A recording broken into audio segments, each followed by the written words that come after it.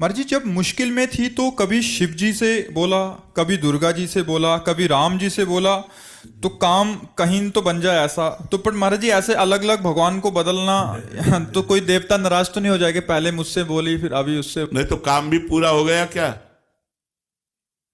काम तो नहीं हुआ महाराज जी। कैसे हो जाए? शिव जी को पुकारा तो वो देखने लगे, तेरे को पुकारा पहले को, तो शिव जी ने देखा वो दूसरे। हम एक आपको उदाहरण बताते हैं।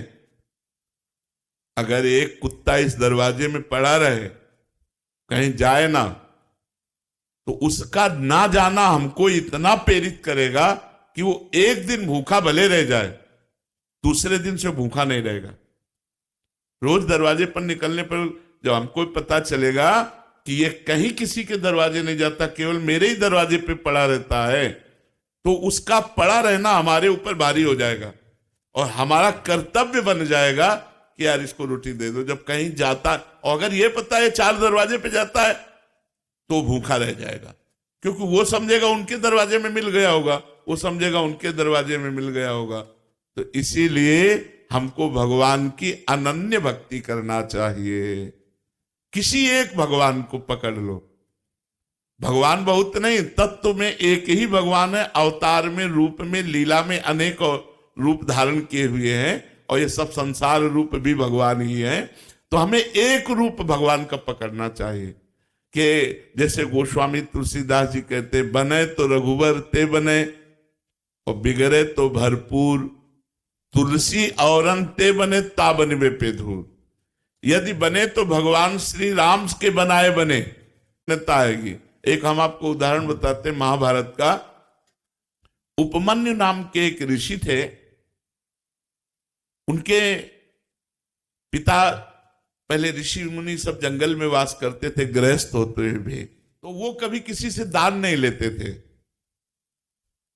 तो एक दिन उपमन्यु जी उस ऋषि के घर गए बालकों के साथ खेलते हुए, जिनके जजमान थे। तो वहां उनको सुंदर दूध पीने को मिला, जो कभी जीवन में नहीं मिला था, क्योंकि जंगली फल मूल से गुजारा करने वाले ऋषि थे। उपमन्यु जी ने अपनी मां को आके कहा, मुझे दूध दीजिए जैसा मैंने उनके घर में पिया। तो उनका, तुम्हारे पिता किसी जजमान दान नहीं लेते, इसलिए हमारे पास न गाय है, न सुविधा है, न दूध दे सकते हम आपको। वो हट कर लिए। तो एक जंगली चावल होता है, उसको पीस करके उन्होंने पानी में पिलाया कि लो। तो उनका, नहीं ये दूध नहीं है। तो उनका, अगर तुम्हें दुग्ध ही पान करना है तो भगवान शंकर की आराधना कर। बड़े आवेश में कहा, और जो चाहेगा तुझे प्राप्त होगा। तो उनका, माँ फिर मुझे आराधना का नियम बताओ। तो उन्होंने नियम बताया और पंचाक्षरी मंत्र उनको दिया। वो 10,000 वर्ष तक दाहिने पैर के अंगूठे केवल खड़े होकर पंचाक्षरी मंत्र हाथ उठा के जपते रहे 10,000 वर्ष तक।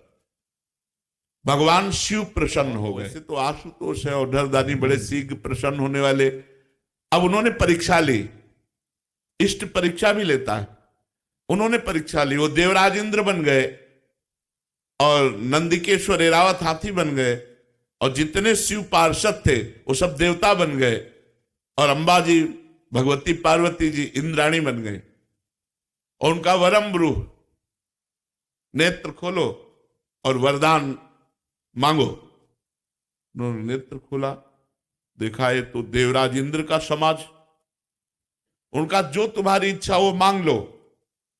तो उन्होंने प्रणाम किया और कहा, देवराज इंद्र और समस्त देव समाज, आपके चरणों में प्रणाम है, पर आप जाइए, मुझे आपसे नहीं चाहिए, मुझे भगवान शिव से चाहिए।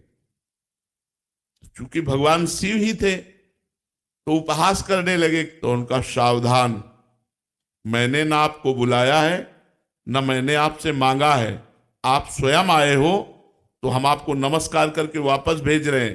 पर यदि आप हमारे इष्ट की निंदा करेंगे तो आप ऐसा ना समझिए, हमारे इष्ट के मंत्र में इतनी ताकत है कि मैं एरावत सहित तुम्हें अभी भस्म कर दूंगा। अब चूंकि भगवान शिव थे तो डरने वाले तो थे नहीं। फिर उपहास करने लगे शिव का। तो एक अघोर मंत्र है भगवान शिव का। हम लोग जब संन्यास मार्ग में थे तो उस मंत्र का परिचय हमें प्राप्त है। अगर ये सिद्ध हो जाए तो जो चाहे वो सो कर सकता है। तो उन्होंने तुरंत हाथ में जल लिया। जो ही अघोर मंत्र का संधान किया तो नंदिकेश्वर प्रकट हो गए, उस जल को रोक लिया और कहा, इष्ट मंत्र से इष्ट पर प्रहार करते हो? तब देखा तो भगवान शंकर, पार्वती और समस्त पार्षदगण, तो उनका त्राहिमाम शरणागत वत्सल भगवान शिव रक्षा करो।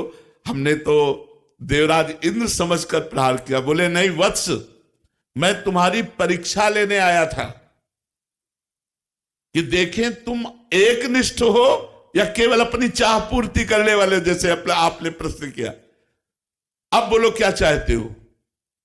तो उनका जो हमारी कामना थी उसकी पूर्ति होनी चाहिए। तो उनका क्षीर समुद्र से, जिसमें भगवान शयन करते हैं, उस क्षीर समुद्र से रोज तुम्हें दुग्ध आएगा, और अजरश्चैव अमरश्चैव, और जब तुम हमें याद करोगे मैं प्रकट हो जाऊंगा।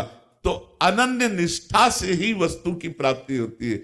ये जो कि लक्ष्मी जी से बना तो बना, नहीं तो पार्वती जी से बना तो बना, फिर भद्रकाली से बना, कि कोई ना कोई तो सुन ही लेगा, कभी तो कोई नहीं सुनेगा। महाराज जी हमारी स्थिति ऐसी है कि जैसे आपसे राधा नाम सुना कि एक केवल राधा नाम जपिए और सारी बात बन जाएगी, तो राधा। कहीं हनुमान जी का सुना कि मतलब भूत प्रेत निकटना है, फिर शिव जी का सुना कि जल चढ़ाओ, तो ऐसा उसकी एक देखो, तत्व एक है तो एक से ही काम बन जाएगा। जब तक एक में नहीं लगोगे तब तक आध्यात्मिक उन्नति नहीं होगी। आप ये पक्का समझ लीजिए।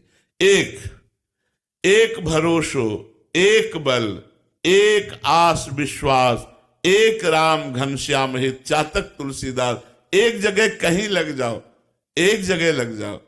अगर आप राधा राधा कहते हो तो सारे विघ्नों की शांति और समस्त कामनाओं की पूर्ति हो जाएगी। चुपचाप लगो। अगर आप राम राम कहते हो तो वैसे ही लाभ प्राप्त होगा। आप शिव शिव कहते हो तो वैसे ही लाभ प्राप्त होगा। हमारे भगवान के अनंत नाम है, अनंत रूप है। हम अनंत रूपों की आराधना नहीं कर सकते। किसी एक रूप को पकड़ो, किसी एक नाम को पकड़ो। इसीलिए गुरु बनाया जाता है कि गुरुदेव जो नाम रूप मंत्र दे देंगे वही हम भगवान की आराधना करेंगे, तभी सफलता प्राप्त होती है। तो अब प्रारंभ में तो वैसे सबकी भक्ति ऐसी